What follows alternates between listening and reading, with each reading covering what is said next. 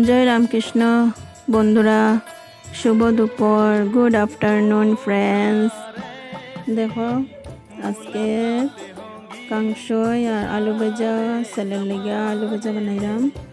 কাংসই হইলাম ওই যে চাম্পুট, সব মিক্স ভেজিটেবল দিয়া, আশি দল দিয়া যে চাম্পুট এটা, আর আলু ভাজা পেঁয়াজ দিয়া, আর মাছের ডিম আবার কিনছি, মাছের ডিম আর চাম্পুট দিয়া খাইম।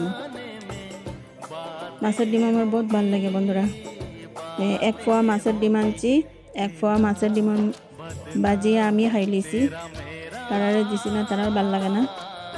আর আলু ভাজা আমার মেয়ে আর আমি খাইলাই, আলু ভাজা খায় আমার ছেলে আর তার বাবা। এটা চাম্পুট বললে যে আর কিছু লাগে না, এটার লগে ভাজা বড়া বা মাছ ভাজা হইলেও চলে যায়, ডিম অমলেট হইলেও চলে যায়। তো দেখো আবার ডিম আনছি, মাছের ডিম। এই মাছের ডিমটা আমার অত ভাল লাগে বন্ধুরা, খালি খালি খাইলিমো আমি,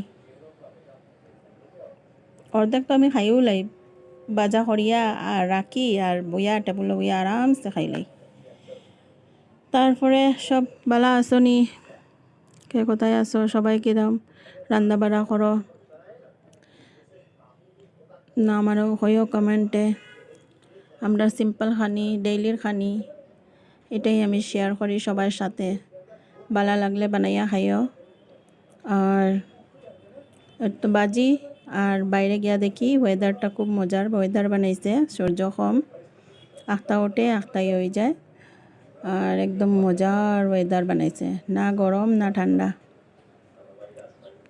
thank you watching, bye bye, thank you, জয় রামকৃষ্ণ।